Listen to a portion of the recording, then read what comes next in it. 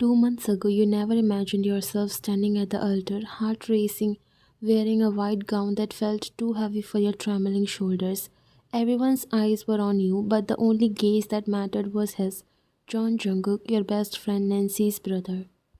You remember the first time you met him, quiet, unreadable, dangerous in a way that made you want to look away yet couldn't. He rarely spoke, but when he did, his voice carried a calm authority that silenced a room. Everyone knew who he was, the man who led the John Empire, feared and respected across the city.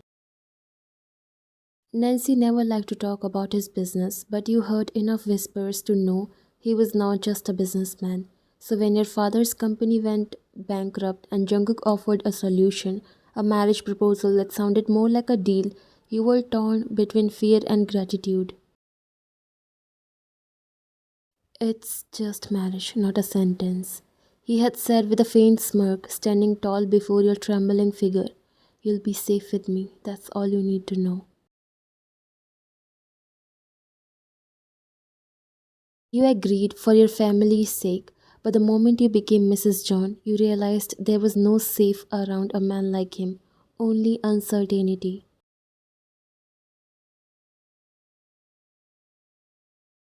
The John mansion always carried a strange kind of quiet, expensive, polished, and suffocating all at once. Every morning Jungkook left before the sun rose, the echo of his footsteps disappearing down the marble hallway. Every night he returned long after dark, carrying the faint scent of smoke and rain. He never explained where he went, he didn't need to.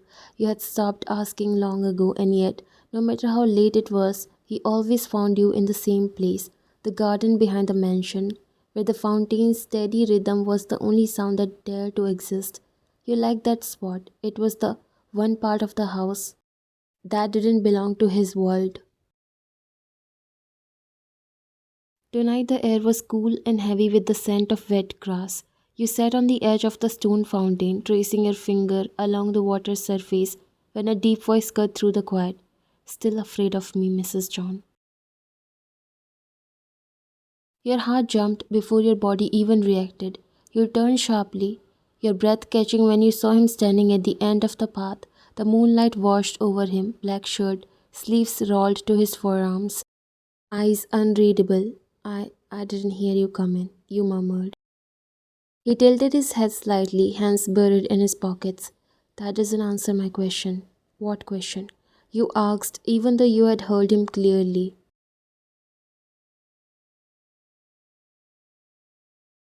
A small smirk tugged at the corner of his lips. Are you still afraid of me? No, you said quickly, looking away.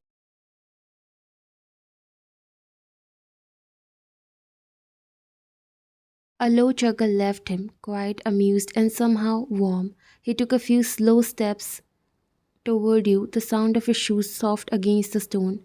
Then why can't you look at me when you speak? Maybe I just don't have much to say, you muttered. That's a lie, he said, stopping just behind you. His voice dropped lower. You always have too much on your mind. Your throat tightened. You could feel him there, close but not touching, the air between you charged with something you couldn't name. You shouldn't sneak up on people like that, you said quietly, still staring at the fountain. People? He repeated, his tone faintly amused. Last I checked, you are not just people. You frowned. What's that supposed to mean? It means, he said slowly, leaning a fraction closer. You are my wife. It's different. Your pulse quickened at the sound of that word. It doesn't mean you can appear out of nowhere and make you nervous. He interrupted softly. You turned at that, finally meeting his eyes, dark and sharp, but there was something else in them tonight, something that looked almost like curiosity. You are imagining things, you said, though your voice betrayed you. Am I? He murmured, a hint of a smile playing at his lips. He took another step closer, close enough now that the scent of smoke and rain filled the air between you. His presence wrapped around you, steady and suffocating all at once. Tell me something, Mrs. John. If you're not afraid of me, then why do you flinch every time I speak? You swallowed hard because you talk like you already know what I'm thinking. He smiled at that, slow, deliberate. Maybe I do. You turned away, pretending to study the roses that lined the path. You can't read minds. No, he agreed, but I can read you. The air seemed to stop for a moment. Your hands fidgeted in your lap, unsure of what to do with the weight of his gaze. You should go inside. It's getting cold. You are the one standing out here in just a shirt. You replied, not looking at him. He chuckled again, the sound quieter this time. Touchy. He lingered for another heartbeat, then moved behind you, close enough that you felt the warmth of his breath brush your hair. Your breath hitched, but before you could say anything, he stepped away, his footsteps fading toward the mansion. Good night, Mrs. John, he said without turning back.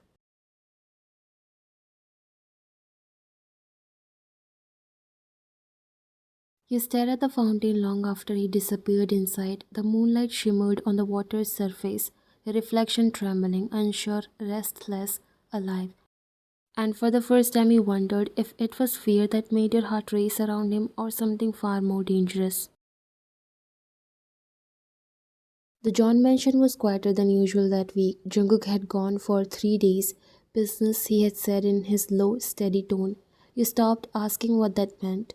You told yourself you liked the silence, but every time you passed his study or saw his empty chair at the dining table, something inside you stirred, a strange unease that wasn't just loneliness. It was missing him, and now, with his birthday approaching, you found yourself doing something you had never imagined, planning a surprise for the man who didn't like surprises.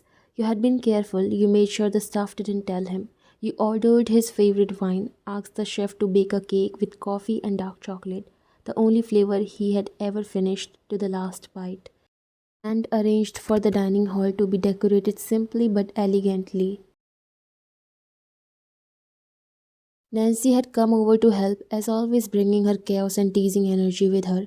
She threw herself onto the couch dramatically. You're seriously throwing a surprise party for him? She asked, wide eyed. Seems like something happened between you guys. You rolled your eyes while fixing a ribbon on the cake box. It's just dinner, Nancy, not fireworks. Oh, please. She leaned closer, whispering with a mischievous grin. Tell me honestly, nothing happened between you two yet? You nearly dropped the spoon. Nancy. What? Don't Nancy me. You used to say he was hot. She teased, laughing. Now you're literally married to the man, living in the same house, and you act like he's your landlord. You blushed, trying not to smile. I'm not shy. Then what?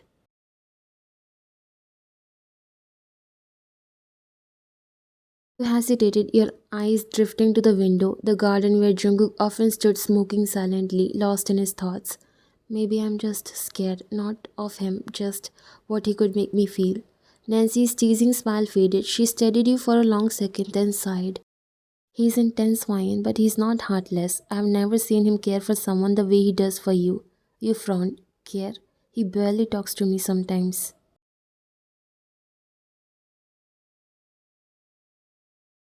You think he doesn't notice when you skip breakfast? He literally had my drive pick you up from the clinic last week when you were late. He's just not the type to say it out loud. You looked down at the table, her words sinking in slowly. Maybe she was right. Maybe Jungkook's silence wasn't indifference. Maybe it was control, the only way he knew how to protect. That evening, you waited in the softly lit dining room. Candles flickered, the cake sat perfectly in the center. Your heart thumped so hard you almost regretted planning all this. When you heard the heavy footsteps in the hallway, you froze. The door opened.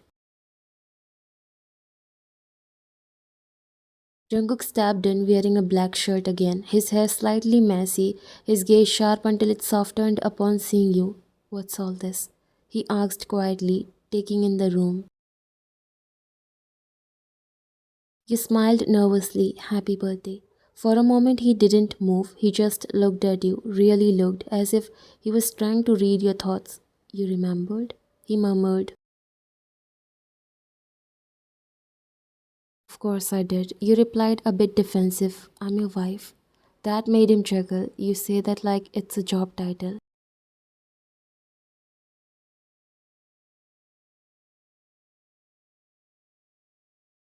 You crossed your arms. Sometimes it feels like one.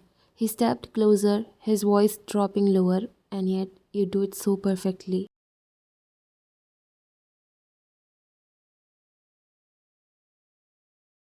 Your breath caught. There it was again, that teasing tone that made you feel both nervous and warm. He glanced at the cake. You made this?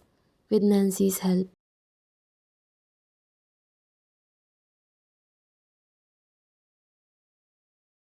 Ah, he smirked, so the chaos explains the ribbons. You laughed softly. For the first time, he smiled, genuinely. Then his expression changed, turning thoughtful. I don't deserve this, he said quietly. Why would you say that? Because the world I belong to doesn't have space for peace like this. You stepped closer before realizing it, meeting his gaze. Then maybe it's time you make some.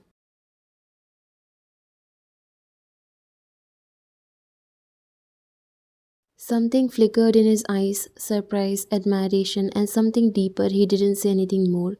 But when he blew out the candle, he looked at you the entire time as if making a silent wish. Later that night, you caught him standing by the balcony, his phone in his hand, jaw clenched. He was speaking in low, cold tones, the side of him the world feared. But when he turned and saw you watching, his expression softened immediately. Go to sleep, he said gently. I'll join you soon. You nodded, but as you turned away, you could still feel his gaze lingering, protective, heavy, and something that almost felt like love. The house had gone quiet after dinner. You came in your room, but then Nancy's words played in your mind. Don't chicken out, Ryan. Tonight is the night you stop being scared. Her words echoed in your mind long after she left. Jungkook was in his study, still in the black shirt you liked. The faint glow from the lamp outlined his sharp features as he leaned back in his chair, scrolling through his phone, unaware that you were standing by the doorway watching him. You had been thinking all day about what to give him, the man who owned everything, money, power, loyalty, yet somehow still looked lonely at the end of every night. So you made a decision, not out of fear but choice. You stepped into the room, soft footsteps drawing his attention. He looked up immediately, eyes dark but calm. Can't sleep? He asked. You shook your head. No, I wanted to give you your real gift. He raised an eyebrow, curious. The cake, wasn't it? You smiled faintly and walked closer until you were standing before him. Your heartbeat was a storm in your chest, but your voice came out steady. You said you don't deserve peace. I think you do. So tonight, I want to give you that. He steadied your face, unsure of what you meant, until you reached for his hand. The moment your fingers brushed, something in him shifted. The cold, composed facade cracked just a little. Vian. His voice was low, warning, and gentle all at once. You don't have to say anything, he whispered. Just let me. For a second he stayed still, then he stood, his hand cupping your face. His thumb brushed your cheek, and the look in his eyes was unlike anything you had ever seen. Fierce, grateful, almost broken.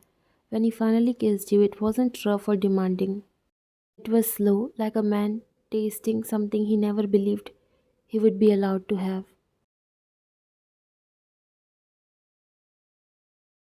Your hands trembled against his chest, feeling the steady rhythm beneath. He deepened the kiss briefly, only to pull back and rest his forehead against yours. You have no idea what you're doing to me, he murmured, his breath warm on your skin. Maybe I do, you whispered back, smiling softly. He laughed under his breath, a sound you rarely heard. Then he drew you into his arms, holding you there as though the world outside didn't exist. That night wasn't about power or fear, it was about two people trying to heal each other in the only way they knew, through closeness, trust, and quiet understanding. The next morning, the study smelled faintly of his cologne and the roses you had placed on his desk. Jungkook was already gone for work, but a note lay beside your pillow.